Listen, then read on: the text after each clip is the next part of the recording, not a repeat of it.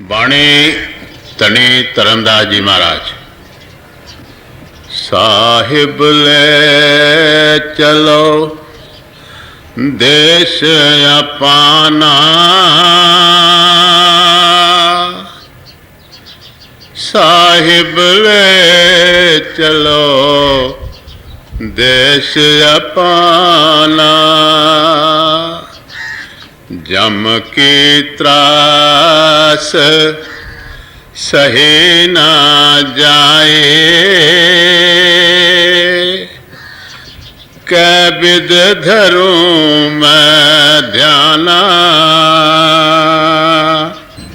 ये संत धर्मदास जी महाराज की रूह को उबारने वाली वाणी है। संत धर्मदास जी ने कबीर साहब की परंपरा को आगे बढ़ाया।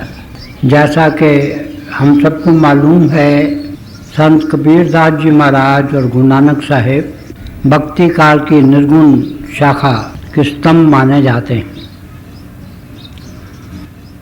वो दोनों समकालीन थे और दोनों ने एक ही आवाज़ बुलंद की, और वो ये कि एक परमात्मा है, उसकी ही संतान है हम।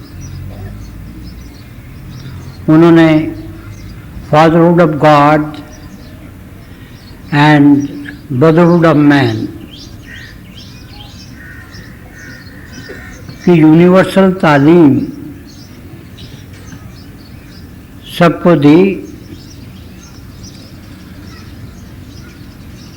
उनकी तालीम का लुब्बे लबाब ये था कि एक नूर तो सब जग उपजा, कौन पले कौन मंदे।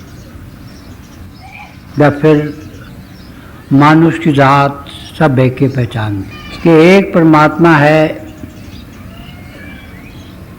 हम सब उसी के बच्चे हैं, हम सब उसी एक पिता के संतान हैं। इसलिए हमें आपस में प्यार और प्रेम से रहना चाहिए। मुझे याद है कि जब हम श्री गुरु नानक देव जी महाराज का 500 साला जन्म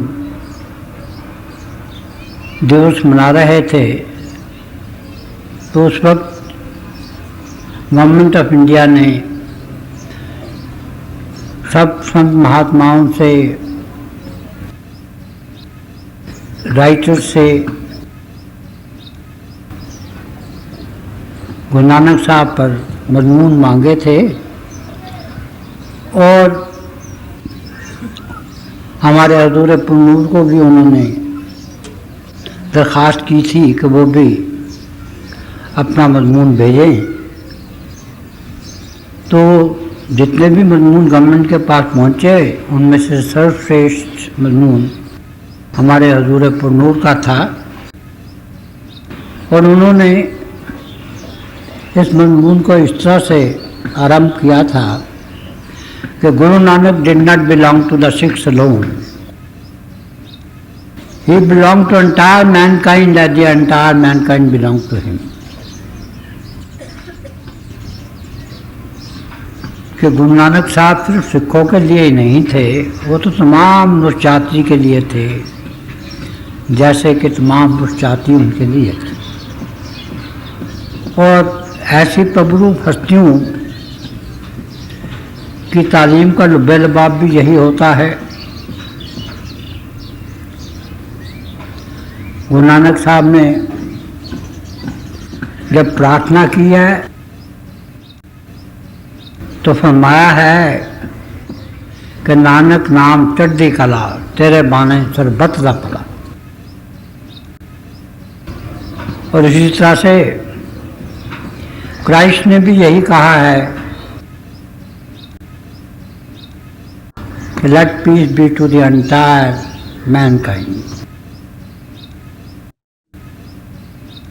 तो यही तालीम जिसे कबीर साहब ने और गुरु नानक साहब ने हिंदुस्तान के कोने कोने में पहुंचाया। संत धर्मदास जी महाराज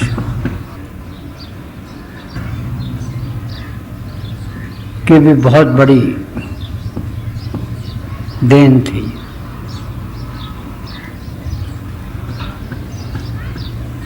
उन्होंने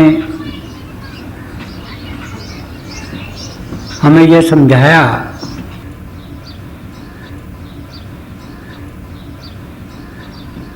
कि हम सब एक ही परमात्मा के बच्चे हैं।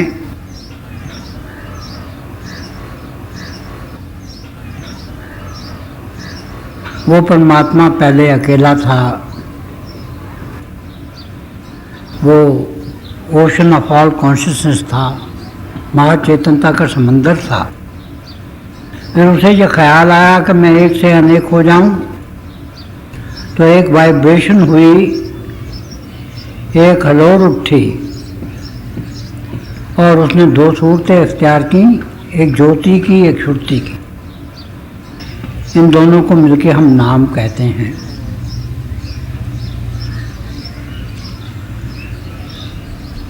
और फिर ये फरमाया कि प्रभु मुजस्सम प्रेम है,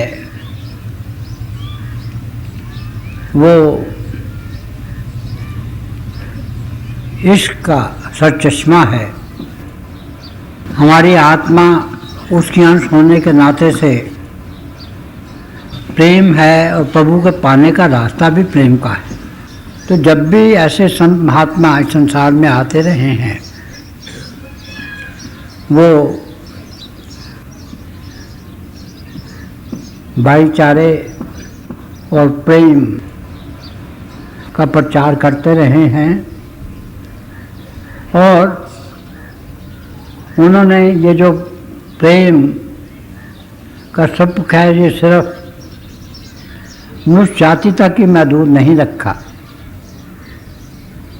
उन्होंने इस बात को एम्फसाइज किया है कि तमाम बनियों के अलावा जितने भी जानवर हैं, परिंदे हैं, कीड़े मकोड़े हैं और वनस्पति है, हमें सबसे प्रेम करना चाहिए। तो जब भी संत महात्मा आते रहे हैं, वो हमें यही बताते रहे हैं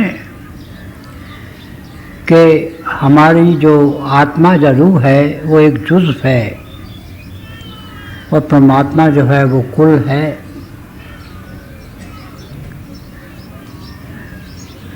हमारी आत्मा जो है वो अंश है और प्रभु अंशी है। हमारी जो रूह है वो एक कतरा है और परमात्मा एक समुंदर है। हमारी आत्मा एक किरण है और प्रभु सूर्य है। तो अब जब हम इस संसार में आए हैं, तो हम 84 लाख जिया जून के चक्रव्यूह में फंस गए हैं और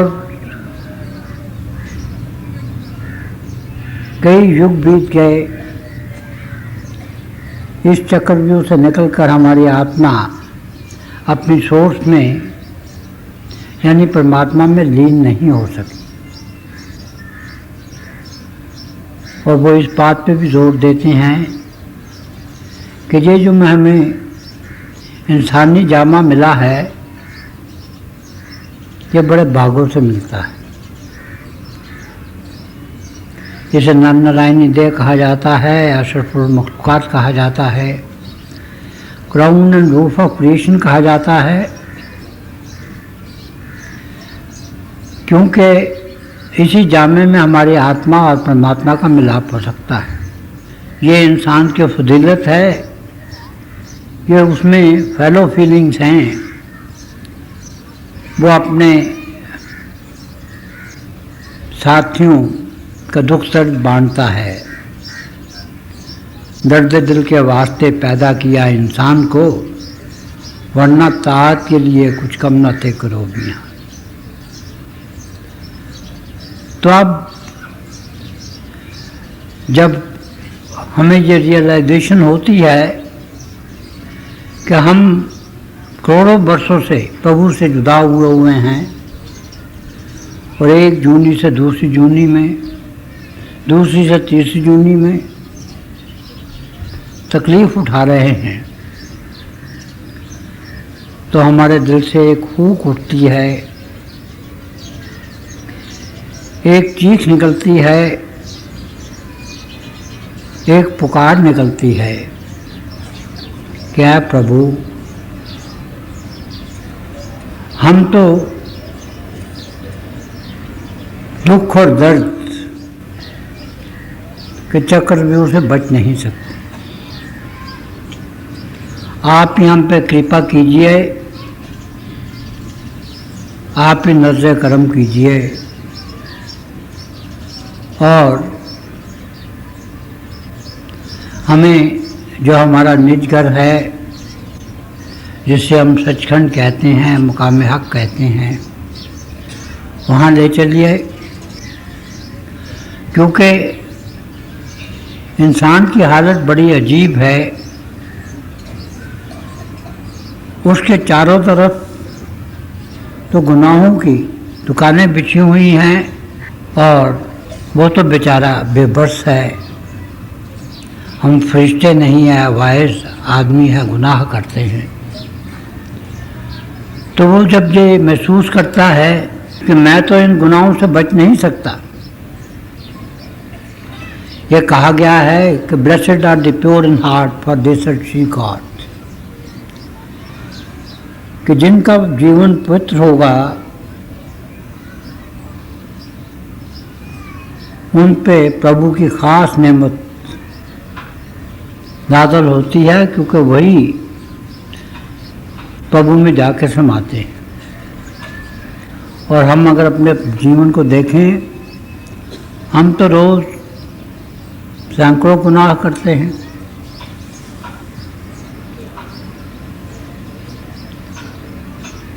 और जैसा कि ख्वाजा हाफिज ने कहा है, इंसान की हालत ऐसी है कि जैसे उसे एक लकड़ी के तख्ते पे बांध दिया गया हो और समंदर की लहरों पे से छोड़ दिया गया हो। अब समंदर की लहरें तो ऊंची भी होती हैं, नीची भी होती हैं, और जब ऊंची लहर आती है तो वो तो सर से ऊपर से गुजर जाती है। मगर यह प्रभु का विचित्र हुक्म है कि दामन तन मुकुंद होशियार बाश, कि देखो तुम्हारा दामन कहीं गीला ना हो जाए। तो यह हमारे बुत्ते की बात तो है नहीं। तो ऐसी हालत में इंसान के दिल से जो हूक उठती है, जो पुकार उठती है, वो यही उठती है कि ऐ प्रभु, ऐ भगवान, तू ही हमारी सहायता कर, तू ही हमें 84 लाख जिया जून के अंधकार से ऊपर ले जाकर अपने निज घर में पहुंचा दे, अपने आप में लीन कर दे, ताकि हम उस देश में पहुंच जाएं कि जहाँ नूर ही नूर है, नगमा ही नगमा है, सरमस्ती ही सरमस्ती है, सरशारी ही सरशारी है, और जहाँ पर हमें मुकम्मल मुक्ति मिल जाती।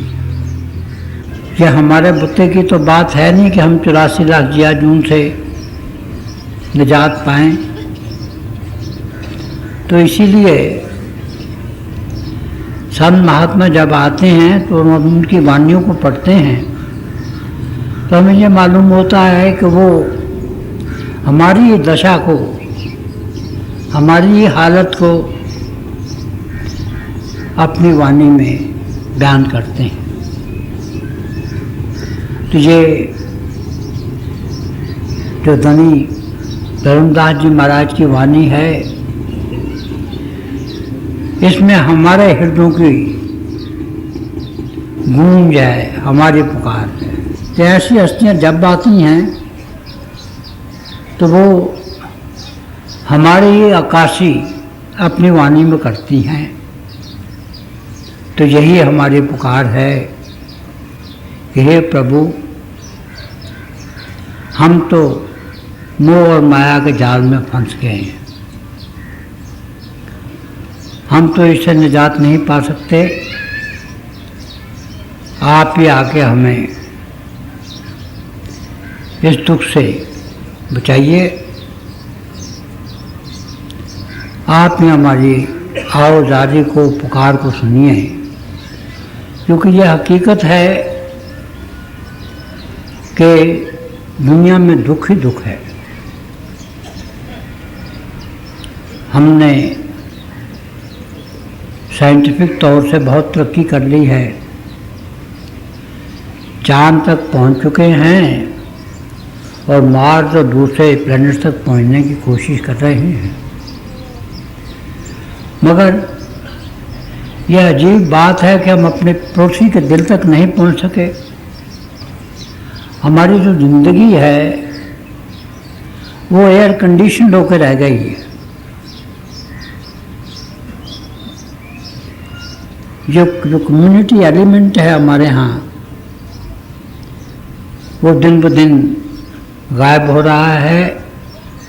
हमें रात को ये मालूम नहीं होता कि हमारा जो हमसाया है, जो पड़ोसी है, वो दर्द में कर्रा रहा है या वो भूखा है।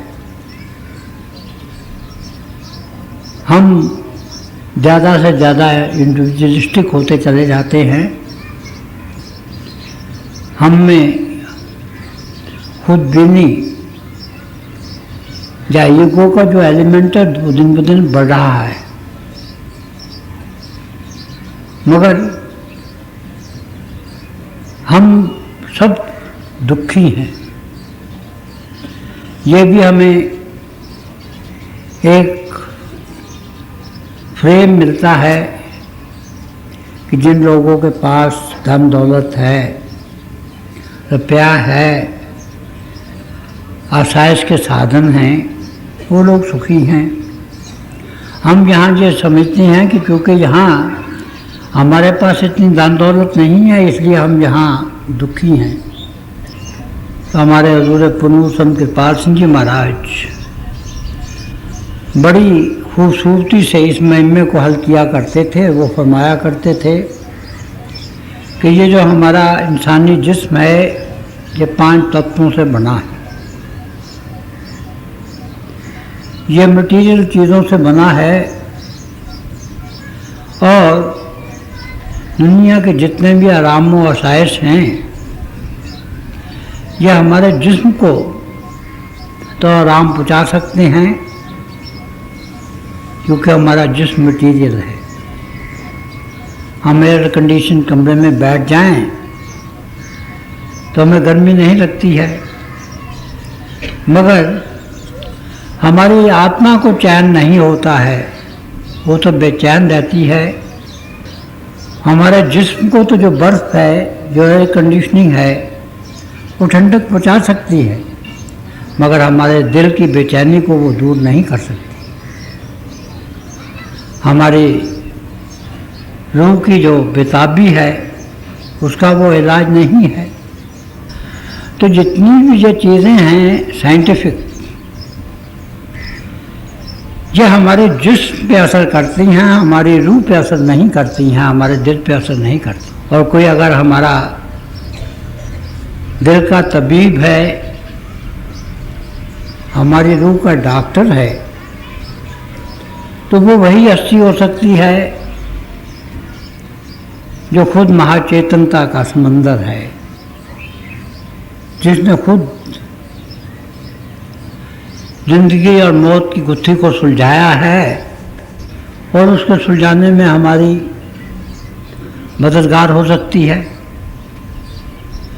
दुनिया की जो चीज़ें हैं उससे तो हमारी आत्मा को चैन नहीं हो सकता।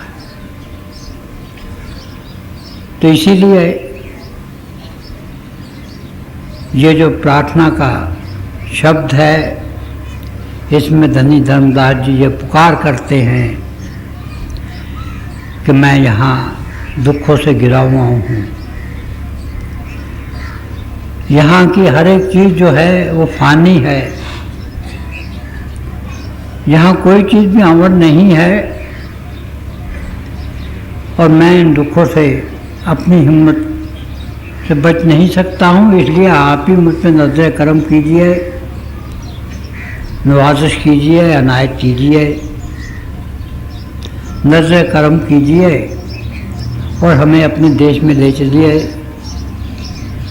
कि यहाँ नूर ही नूर है, नगमा ही नगमा है, सरमस्ती सरमस्ती है, सरशारी सरशारी।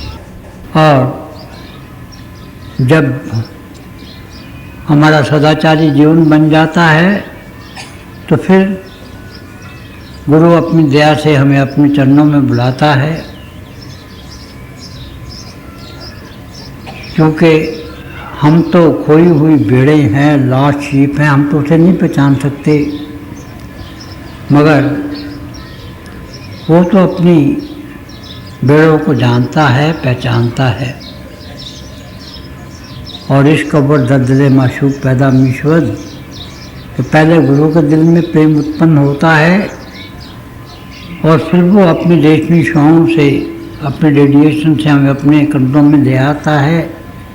वो हमारे गुनाहों की तरफ नज़र नहीं डालता, वो तो दोनों हाथों से रूहानियत के खजाने लुटाने के लिए आता है और उन्हें खूब लुटाता है। और वो हमें नामदान बख्श देता है और ज्योति और श्रुति का हमें ज़ाती अनुभव करा देता है, जीते जी मरने की विद्या सिखा देता है।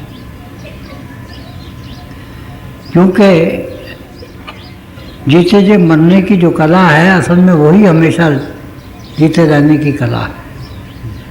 तो वो हमें जीते जी मरने की कला सिखाता है, जिस्म जिस्मानियत से ऊपर लाता है। तो वहाँ हम अंतर में मुख्तलिफ किस्म की ज्योति देखते हैं, आकाश देखते हैं, सितारे देखते हैं, चाँद देखते हैं, सूर्य देखते हैं। और उनसे जब गुजरते हैं तो फिर अपने गुरु के दिव्य स्वरूप के दर्शन करते हैं। ये जो बाहर आकाश है, सितारे हैं, चंद्रमा है, सूर्य है, ये तो reflection of a reflection of a reflection है। ये तो अक्ष के अक्ष का अक्ष है, जो ब्रह्मांड में है वही अन्न में है, और उसी का प्रतिबिंब जो है वो स्पिन में है। तो अगर हम भी चाहते हैं कि हमारी आत्मा जो परमात्मा से मिल जाए, तो हमें जिस्म और जिस्मानियत से ऊपर आना चाहिए और अपने गुरु के नूरी स्वरूप के दर्शन करने चाहिए। और फिर वो अपनी छतर छाया में हमें ऊपर के रूहानी मंडलों में ले जाता है। तो इसलिए यह हमारे बुत्ते की तो बात है नहीं, हमारी हिम्मत की बात नहीं है कि हम काम, क्रोध, लोभ, मोह, अहंकार से बच सकें। और अगर इनसे कोई हमें बचा सकता है तो वो कोई प्रभु रूप हस्ती बचा सकती है, कोई संत सतगुरु बचा सकता है। माया मोह भरम सब काटो, दीजे पद निर्वाणा। अब ये प्रार्थना करते हैं दस्तबद्ध नतमस्तक होके कि हमें माया और भ्रम के चक्कर से बचा लीजिए। भ्रम क्या है? भ्रम हमारे मन का धोखा है। हम जा रहे हैं, रास्ते में रस्सी पड़ी है, अगर हमें ये भ्रम हो जाए कि ये सांप है, तो देखिए हम कितने घबराते हैं। हमारे दिल की धड़कन जो है वो तेज़ हो जाती है, हमारे जिस्म का जो खून का दौरा है वो और तेज़ हो जाता है। और ये साइंसदानों और डॉक्टरों ने हमें बताया है कि सांप के काटने से इतने इंसान नहीं मरते हैं जितने कि वो हार्ट फेलियर से मरते हैं, उसकी दहशत से मर जाते हैं। तो ये दुनिया है, ये भी भ्रम है। भ्रम क्या है? जो चीज़ असलियत में नहीं है मगर हमें वो असल दिखाई देती है। अब ये दुनिया है, हम ये समझते हैं कि दुनिया हमेशा कायम रहेगी, तो ये भी एक फ़रेब है। हमें ये तो मालूम नहीं होता है कि ये 4 दिन की चांदनी है फिर अंधेरी रात है, कि ये तो 2 रोज़ा है, ये तो ढलने वाला है, ये तो रेत की दीवार है जो किसी वक्त भी गिर जाती है। मगर आप किसी महापुरुष के चेहरे को देखिए, उससे कितनी रोशनी हमें मिलती है, कितना उजाला मिलता है। और वो जिधर भी चला जाता है हालत ये होती है कि खजान नसीब रास्ते भी सज गए संवर गए, उन्हें बहार ही मिली जहाँ गए जिधर। तो मैं उन 2 महापुरुषों की सेवा में कि जिनके चरणों में बैठना मुझे नसीब हुआ है, यानी अपने मुर्शिद आज़म हजूर बाबा सामन सिंह जी महाराज और हजूर पुन्नू संत कृपाल सिंह जी महाराज, और उनसे पहले जितने भी महापुरुष इस संसार में आए हैं, और प्रभु के हजूर में यह प्रार्थना करता हूँ तो हमें जो तौफीक बख्शें, जो ताकत बख्शें कि हम अपने जीवन को उनके हुक्म पर मूजब ढाल सकें और इसी ज़िंदगी में हम मुक्ति पा लें, इसी ज़िंदगी में हमारी आत्मा और परमात्मा का मिलाप हो जाए और हमें हमेशा की खुशी, हमेशा की समस्ती मिल जाए। धन्यवाद।